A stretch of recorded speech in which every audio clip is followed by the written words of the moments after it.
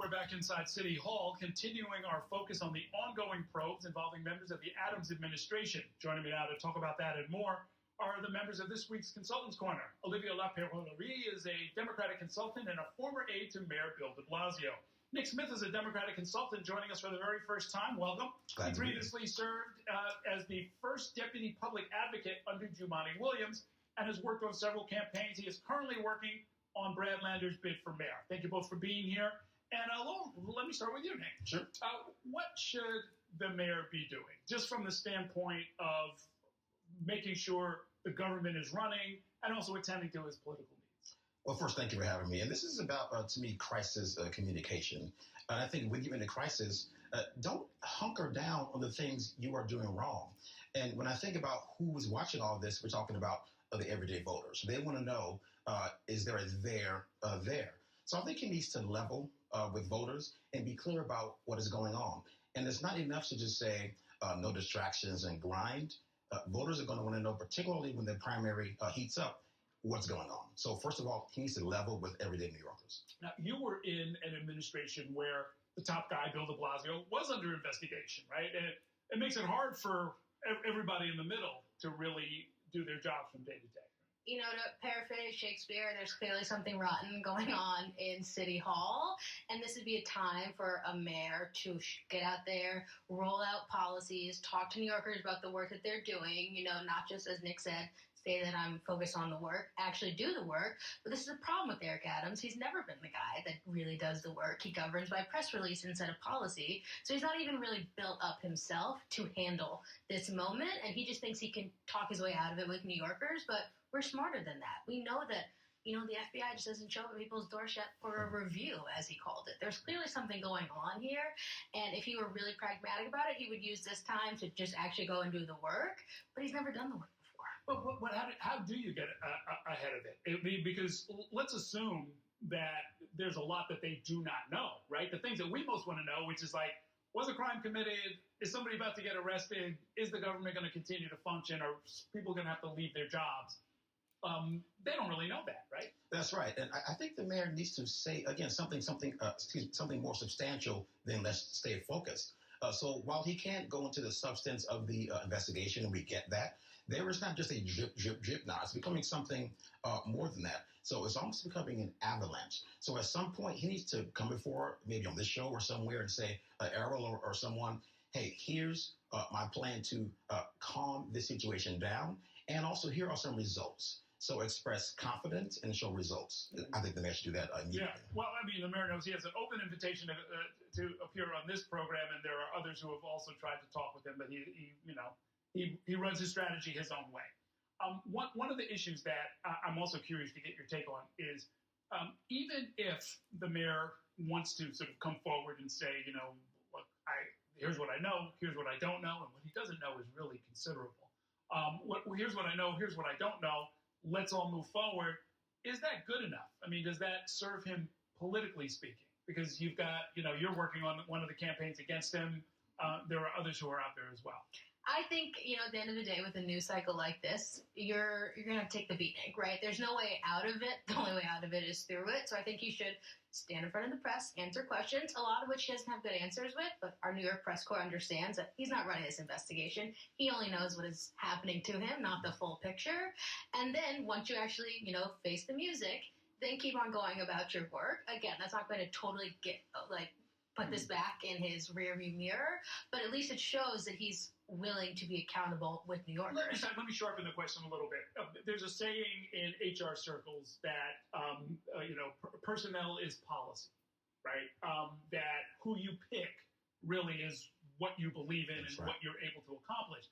On the other hand, you know, we have the reality, and we saw this in the Koch administration, even at the height of scandals. Mm-hmm. He's saying, presumably truthfully, he says, I personally didn't do anything wrong. Now, that doesn't say anything about the 10 other people that he hired, but how do you walk that back? I think at the end of the day, you are the company that you keep, and clearly he's not keeping good company, and as a self-professed micromanager, I really question his ability to pick people that have some serious ethical issues going on right now. We don't know the full extent of it, but when there is smoke, there's fire. I'm using a lot of analogies today. But I think the first term goes by him getting rid of some of these people, and I think the police commissioner resigning is the first right step, because how can we have the head of law and order in New York be potentially violating the law? I would go actually a step further. So I think any great leader has to figure out when to revamp and reset. So perhaps this may be time for the mayor to look at his whole leadership team and say, it's time for a new set of folks to come in and help me out. Yeah, we've seen candidates do that before. We'll see if that happens now. Let's take a short break. We've got more to talk about with these consultants. We'll do that in 2 minutes. Stay with us.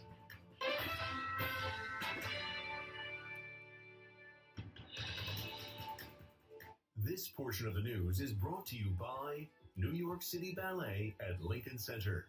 For tickets, visit nycballet.com.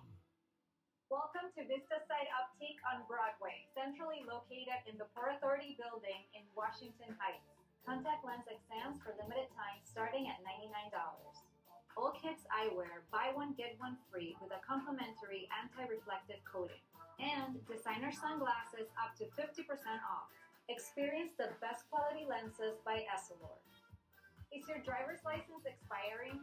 Do you need a DMV eye exam? Walk-ins are welcome. First, they said cigarettes were safe. We know how that turned out. Now, they say they didn't market e-cigarettes to teens.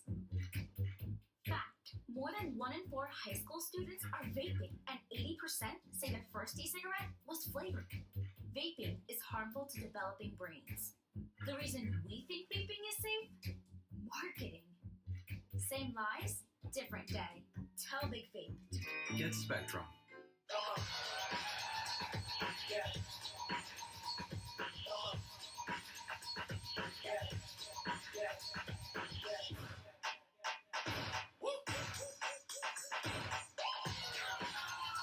You're not going to get it all right. Just make sure you nail the big stuff, like making sure your kids are in the right seat for their age and size. Get it right at nhtsa.gov/the-right-seat. Here's the deal. In this election year, people need a place to explore national issues that have an impact on their community. To understand those issues better, we're bringing together our team of local political journalists from across the country to break down what's happening. So join us every week to catch up on the key stories making a big difference across the nation and in your local community. Watch The Big Deal with Errol Lewis, Friday nights at 8 on Spectrum News New York 1. Available on all of your favorite devices exclusively on Spectrum.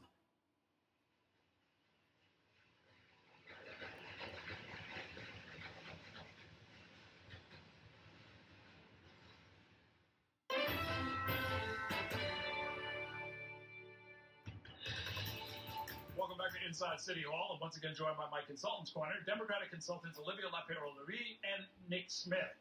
We've got a presidential debate coming up. It is a big, big deal. The candidates are going to be talking to people outside of the empty studio, literally, and they're trying to reach what's estimated could be about 10 million people. Who's the target for both Trump and for Kamala Harris that they most need to talk to tomorrow? I think my advice to Kamala Harris would be this. Trump is a disgusting racist pig. Don't get in the mud with him, right? I think he has shown that he is an expert at dragging people down, particularly with women in debates. You saw him with Hillary Clinton. His body language with her, he's just very threatening and aggressive.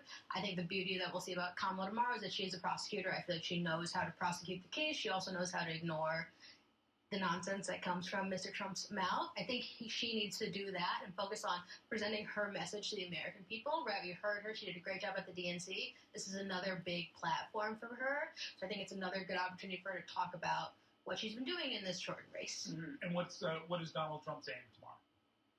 To make Kamala look as bad as possible. Why? No, say a little bit more about that. He's threatened by her.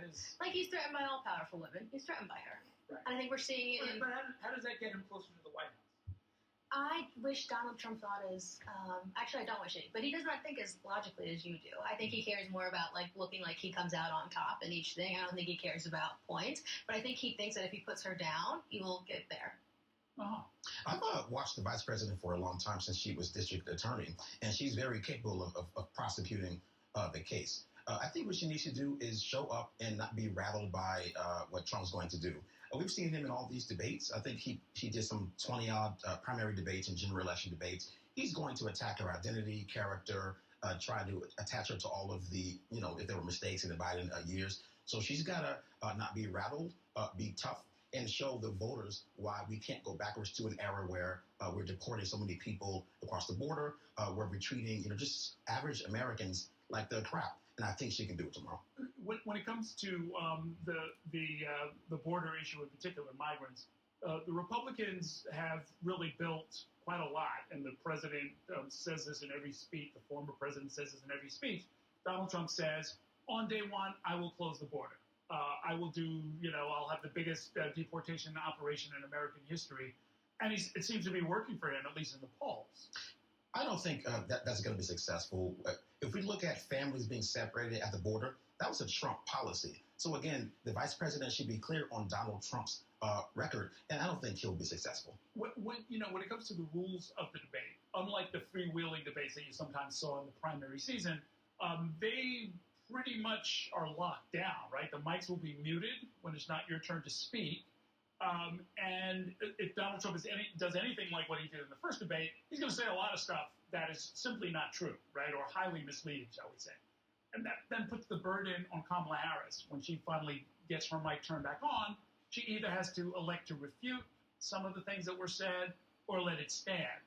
So she's got to almost do two people's job in this debate. The beauty of being a black woman in politics. You have to do more work than other people. I think she will strike that right balance. And I think the thing is that, as we've all seen, following Donald Trump's lead wherever he throws the ball is not always productive. So I hope, yes, there's times where I hope she does refute what he says when it's really outlandish and ridiculous, and also calls on the debate moderators to do so too, which I think is their job as much as hers. But also remember the fact that he's a sideshow, and if she follows him down the sideshow, that's the news. This is really a good opportunity for her to talk to all the American voters that will be tuned in and hear from her in this shortened campaign. Yeah. But she can't lose that for following Trump, and I think that is what the prep has been done. I think that's something we've learned now, having lived through collectively all multiple Trump campaigns. Right. I mean, look, to a great extent, this is not going to be about the recitation of facts, right? That we had, economic growth in the fourth quarter of such and such a percent.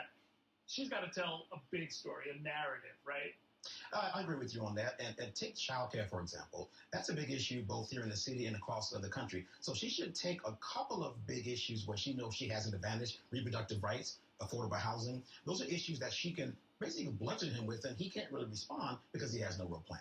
Mm-hmm. And interesting. And so to the extent that she does that, she's really talking, just so we're clear for my audience, a lot of these promises from both candidates are, ideas that they want to try and introduce and get through Congress. None of this is going to happen on day one, no matter what they say. Well, I don't know. There could be some executive action she can take on day one, and hopefully she lays that out tomorrow night. Okay, we shall see. Thanks so much for coming by. Great to see both of you. That's going to do it for tonight's show. Don't forget to tune in tomorrow night. New York One will be simulcasting the presidential debate. We'll bring you full coverage and analysis starting at 8:45 p.m. Until then, thanks for watching and have a great evening. And we'll see you next time inside City Hall.